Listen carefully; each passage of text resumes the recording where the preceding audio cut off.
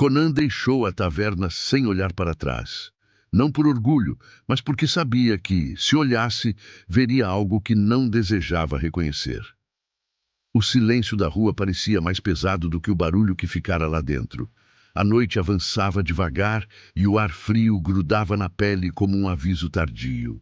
Cada passo que dava afastava seu corpo do calor das tochas, mas aproximava sua mente de algo que vinha se formando desde antes do sangue secar na lâmina. Foi então que percebeu que não estava sozinho.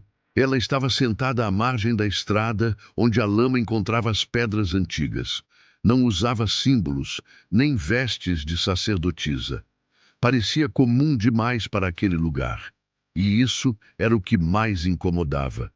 O rosto estava parcialmente oculto pela sombra, mas os olhos refletiam a luz distante da taverna, como se já soubessem o que Conan carregava por dentro. Ela não se moveu quando ele parou. Não se levantou. Apenas falou, como se continuasse uma conversa interrompida há muito tempo. Disse que ele não buscava vingança. Disse que ele buscava silêncio. Conan levou a mão à espada por reflexo, não por ameaça. Perguntou quem ela era. A resposta veio calma.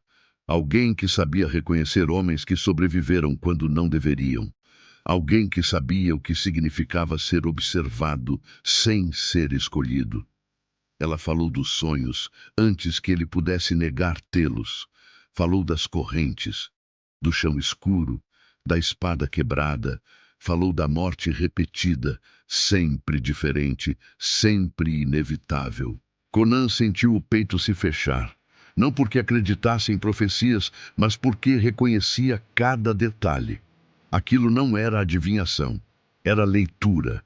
Ela se levantou então, devagar, como quem não teme o aço. Disse que existia algo adiante.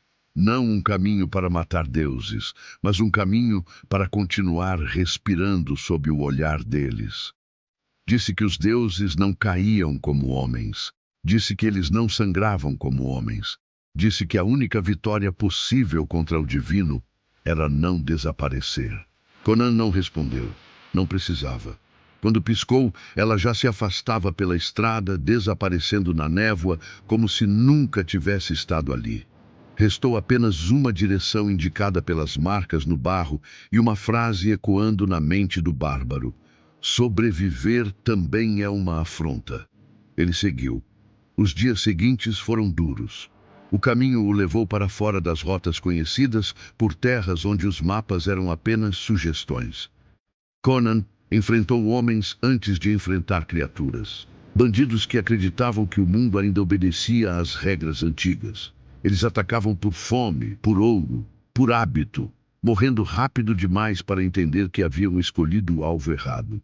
Conan lutava sem prazer, sem fúria aberta. Cada golpe era preciso, econômico, como se o corpo agisse enquanto a mente se mantinha distante.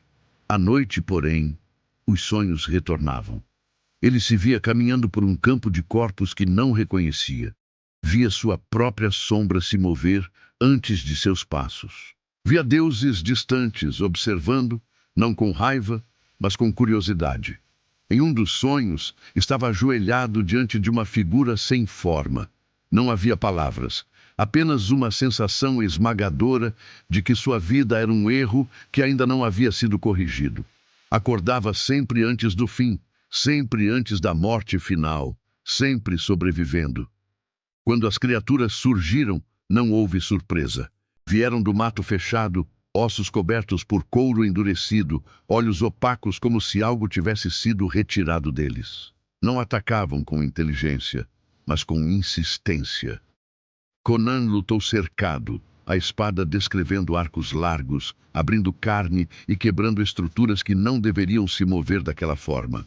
Um deles mordeu seu ombro antes de ser atravessado. Outro caiu sem cabeça, mas continuou se arrastando por alguns instantes. Conan saiu ferido, sangrando, respirando com dificuldade. E ainda vivo. Essa era a constante. Ele começou a entender. Não estava sendo testado para vencer. Estava sendo empurrado para o limite repetidas vezes, apenas para continuar. Cada batalha deixava marcas, cada noite o tornava mais cansado. E ainda assim, algo o mantinha de pé. Não fé, não esperança, mas recusa. Recusa em desaparecer. Quando finalmente alcançou as ruínas, o ar mudou. Não havia pássaros, não havia vento. As pedras pareciam absorver som e calor. No centro, um altar quebrado, sem símbolos reconhecíveis. Conan se aproximou com cautela. Sentiu a presença antes de vê-la. Não como um inimigo, como um peso, algo antigo demais para desejar sangue, mas atento o suficiente para notar um mortal que insistia em atravessar seus domínios. A entidade não se mostrou, não precisava. A pressão no peito aumentou. Imagens surgiram novamente, não das batalhas recentes, mas de escolhas antigas. Momentos em que Conan sobrevivera enquanto outros caíam, momentos em que fugira, momentos em que recuara não por medo, mas por instinto. A presença parecia perguntar, sem palavras, porque ele ainda estava ali. Conan tentou responder com força. Tentou se erguer. Tentou gritar desafio. Nada funcionou. Quando finalmente falou, a voz saiu baixa, quase um rosnado. Disse que não sabia. Disse que não queria glória. Disse que não buscava tronos nem templos. Disse apenas que se recusava a morrer do jeito que os deuses esperavam. O peso diminuiu. Quando saiu das ruínas, o céu estava cinzento. Nenhum sinal de aprovação. Nenhum castigo.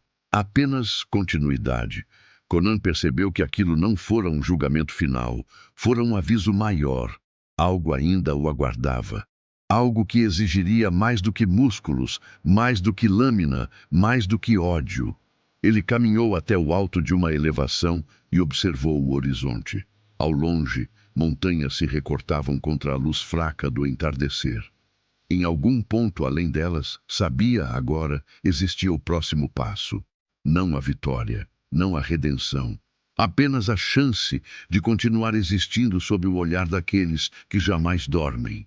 O trovão soou distante, sem relâmpago visível. Conan apertou o cabo da espada e seguiu. Porque a guerra contra os deuses não era vencida. Era suportada. E a parte 3 começaria no momento em que ele descobrisse o preço real dessa sobrevivência.